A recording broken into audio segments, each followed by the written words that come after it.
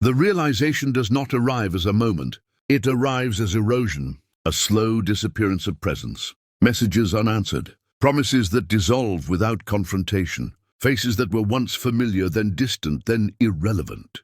And eventually what unsettles you is not the absence itself, but how clean it feels. You understand, without drama, without collapse, that the idea of support was never a structure. It was a narrative.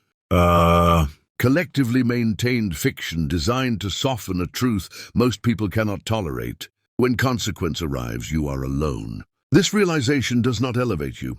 It does not damage you either. It places you at a fork. Most people interpret it as a wound, as rejection, as proof that something in them must be corrected, softened, or explained. They rush back into proximity, into groups, into noise. Not because they found strength there, but because silence exposed what they were never prepared to face. A smaller number do something else. They do not heal. They do not cope. They do not reframe. They wake up. If you have few friends, or none at all, and this no longer produces panic, this is not an accident.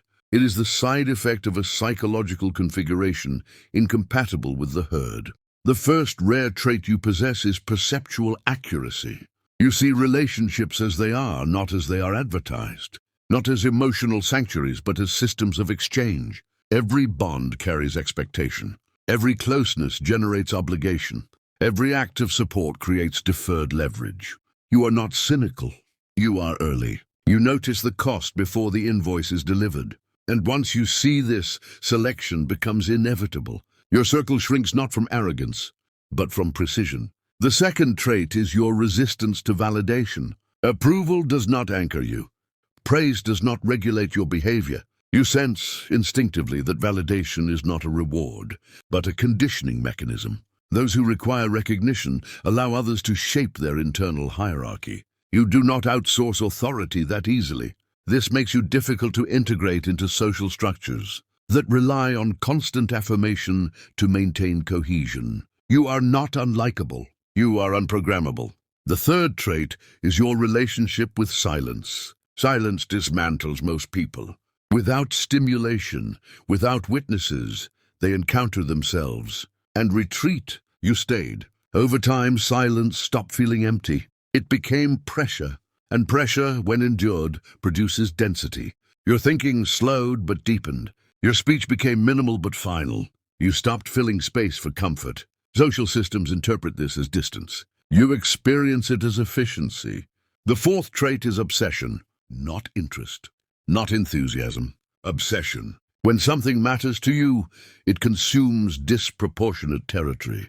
Time compresses. Peripheral relationships decay. You do not apologize. Excellence has never been balanced. It has always been extractive.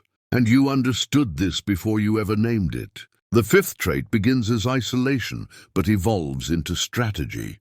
At first, solitude is imposed. Circumstance selects you, but instead of anesthetizing it, you observe it. You notice what sharpens, what accelerates, what no longer requires permission.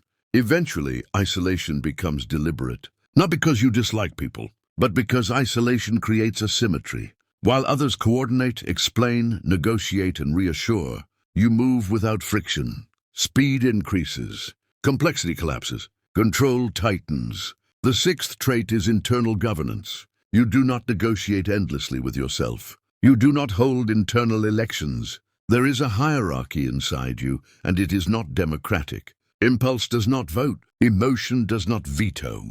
Decisions are made, enforced, and absorbed. Most people require witnesses to behave. You do not. This internal dictatorship is often mistaken for rigidity. In reality, it is the only system that functions when no one is watching. The seventh trait is the most expensive. You convert pain into material. Rejection is not romanticized. Neglect is not forgiven. Invisibility is not moralized. It is processed. Anger becomes focus. Grief becomes depth. Solitude becomes range. This does not make you happier. It makes you capable. Society is not designed to produce this configuration. From family systems to education to professional environments, the conditioning is consistent. Rely, belong, coordinate. Seek approval. Share responsibility. These systems preserve stability. They do not produce sovereignty. When you fail to attach in the prescribed ways, the assumption is not that you are different, but that you are defective. This is a misunderstanding, not an accusation. Systems cannot recognize traits that threaten their logic. Eventually, you reach the 0 point, not symbolically, structurally, the point where external support is no longer expected, desired, or even considered. You do not fantasize about rescue. You do not frame life as a waiting room. There is only you, your capacity, and the consequences of your decisions. This is not empowering. It is clarifying. Silence deepens. Secrecy emerges, not as deception, but as insulation. You stop explaining yourself because explanation dilutes intent. You enter the ghost phase. Output increases. Visibility decreases. This is not branding. It is protection. Here, power logic reveals itself, not as ideology, but as observation. Capability outperforms sentiment. Action does not require consensus. Morality, in its social form, is often a language used to restrain outliers. You do not become immoral. You become unmoved. The cost is real. Doubt persists. Grief remains. Some nights are heavy, but even this is metabolized. You learn the difference between comfort and growth, between safety and stagnation. Collaboration introduces fragility. Shared responsibility diffuses accountability. Support creates expectation. Expectation creates leverage. Mastery forged in isolation is not scalable. It is irreplaceable. Eventually others return. They always do. Absence becomes mystery. Silence becomes confidence. Distance becomes strength. This is the final test. Politeness is sufficient. Access is not required. This path does not end in belonging. It ends in ownership of time, of direction, of self. Quiet dominance does not announce itself. It does not recruit. It filters. If you recognized yourself in this, nothing needs to be explained. You were never meant to be convinced. More exists, but it is not advertised. And it is not for those seeking reassurance. It remains concealed by design. Only those who arrived alone will know where to look.